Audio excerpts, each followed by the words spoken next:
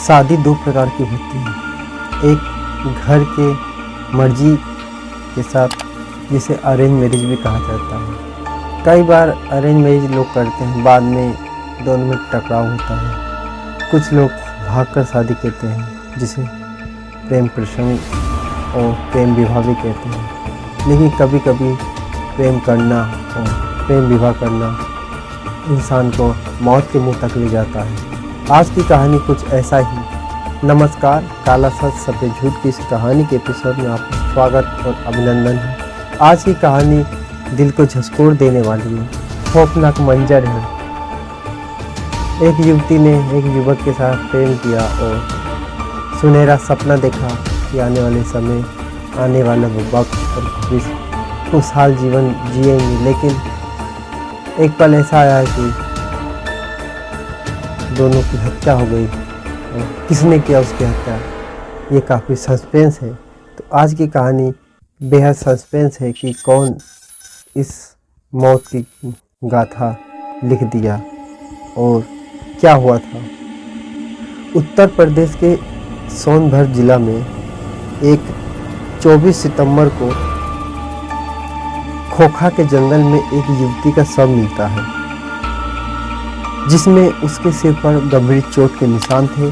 जांच के दौरान ही दुद्दी के रजखर जंगल में एक युवक का भी कंकाल मिलता है।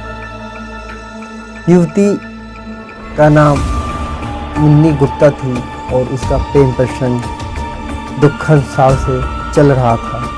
युवती के परिवार के विरोध किया इस रिश्ते को लेकर, लेकिन दोनों गुजरात भाग गए। लेकिन उसके बाद दोनों ने शादी किया। फिर उसके बाद जो उसके साथ हुआ वो काफ़ी रूह को कपकपाने वाला है। दोनों लोग की हत्या सोनभद्र के दुद्दा क्षेत्र में जंगल में, खोखा के जंगल में एक युवती की लाश और उसके पास ही कुछ दूर बाद ही एक युवक की भी लाश मिलता है। पुलिस ने शव को कब्जा में लेकर पोस्टमार्टम किया और जब तह तक जाने की कोशिश की तो उसमें जिसकी गिरफ्तारी हुई है उसका नाम जानकर ही आप कांप जाएंगे।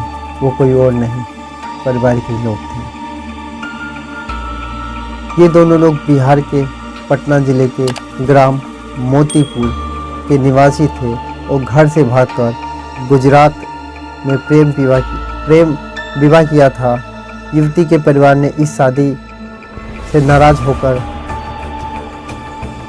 थे और काफ़ी रोकने समझाने की कोशिश की, लेकिन जब बात नहीं माना तो परिवार वाले कैसे साजिश रखते हैं। उसके बहन के कहते हैं कि 5 भाई थे।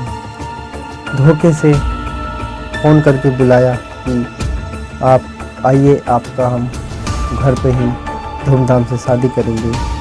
बहन को क्या पता था वो फ़ोन कॉल जिस पर उसका भाई बात कर रहा था वो उसकी आखिरी कॉल थी। वो घर आने पर उसे मौत से सामना होगा। वही भाई उसका जान लेगा, इसके साथ ही उसके पति को भी जान लेकर उसकी ज़िंदगी को ख़त्म कर देगा। बुलाया, बहन ने भाई की बात सुनकर वापसी आने की सोची और सोचा कि क्यों ना परिवार में जाकर फिर से शादी करके राजामंदी के तहत रहा जाएगा। इसमें कहते हैं कि उसके 2 भाई मुन्ना और राहुल था और उसने चोरी से धोखे से उसको बुलाया और कहते हैं कि दोनों को मिर्ज़ापुर बुलाया और उसके बाद गोली मारकर हत्या कर दी। सबको अलग स्थानों पर फेंक दिया गया कि पता न चले। लेकिन कहते हैं कि अपराधी कितना भी शातिर क्यों न हो, अपराध करके वो बच नहीं सकता। और उसके बाद पुलिस को मामला संज्ञान में या पुलिस ने छानबीन किया। उसके बाद कुछ फुटेज, कुछ लोकेशन और मोबाइल कॉल डिटेल के तहत उसे जिस नंबर से भाई ने उसको फ़ोन किया था वो कॉल डिटेल निकला और उसके बाद उसके भाई को पुलिस ने गिरफ्तार कर लिया है।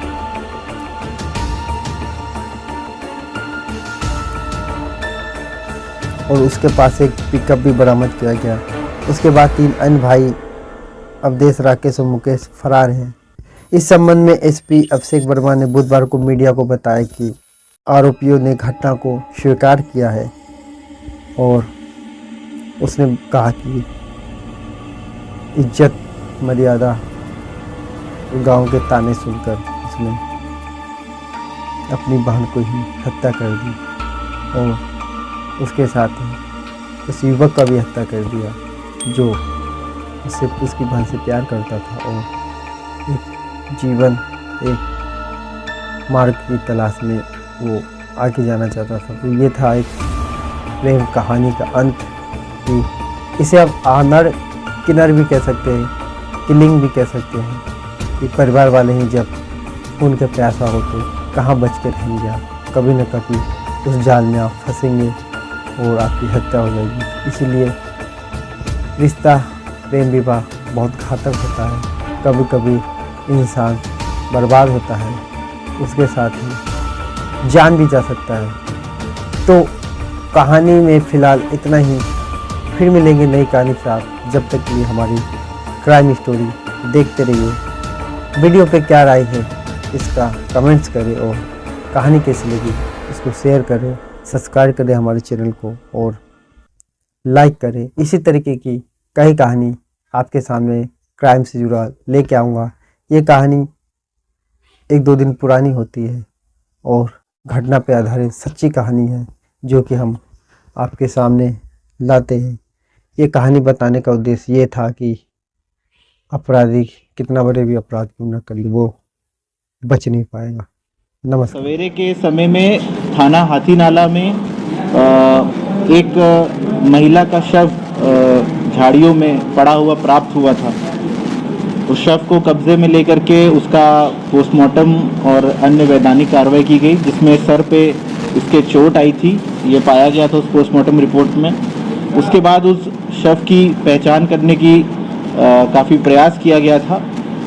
उसी के क्रम में जब विवेचना को आगे हमने बढ़ाया तो उसमें कुछ इन्फॉर्मेशन दूसरी पुलिस द्वारा भी साझा की गई थी, दूसरे राज्य की, और हमारे पास जो इन्फॉर्मेशन आई थी उस क्रम में हमने आज 2 अभियुक्तों को गिरफ्तार किया है, जिसका नाम मुन्ना और दूसरे का नाम राहुल है।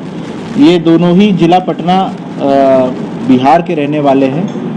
जब पूरी पूछताछ में ये संज्ञान में आया है कि ये जो मृतक महिला है इसका नाम मुन्नी देवी है, जो इन्हीं की सगी बहन है, और पूरे प्रकरण में देखा गया कि ये मामला क्योंकि मुन्नी और उनका प्रेमी जो है जिसका नाम दुखन है, वो भी एक ही गांव के रहने वाले थे। दोनों ने भाग करके शादी करी थी, दोनों गुजरात चले गए थे, वहाँ शादी करके रह रहे थे।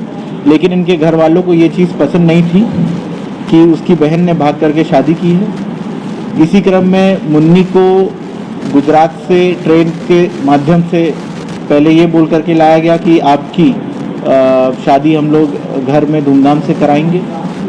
फिर उसके प्रेमी और मुन्नी दोनों की हत्या यहाँ हाथी नाला के पास आकर के की गई, जिसमें इनकी निशानदेही पे जो उसका प्रेमी है दुखन, उसका भी बचा हुआ अवशेष शव का प्राप्त हुआ है। उसको भी हमने फॉरेंसिक एनालिसिस के लिए भेजा है। इस मामले में और अभियुक्त हैं जो इन्हीं के मुन्नी जो मृतिका है उसके सगे भाई हैं, उनके लिए भी गिरफ्तारी एवं दबिश दी जा रही है। इसी क्रम में ये भी पता चला कि गुजरात में भी एक मिसिंग रिपोर्ट जो मृतक है दुखन, उसके भाई ने वहाँ पे गुजरात में लिखवाई हुई थी और किडनैपिंग के केस चार्जेस लगवाए थे मुन्नी के भाइयों के ऊपर। तो ये सूचना जब साथ में इसका एनालिसिस किया गया तो यही पाया गया कि ये पूरा मामला एक ऑनर किलिंग से रिलेटेड था, क्योंकि मुन्नी और उसका प्रेमी साथ में जीवन बिताना चाहते थे और उनके भाइयों को ये चीज़ पसंद नहीं थी। तो उन्होंने इस तरीके की यहाँ पे हत्या के उपरांत वो यहाँ से फरार होकर के बिहार की तरफ पुनः वापस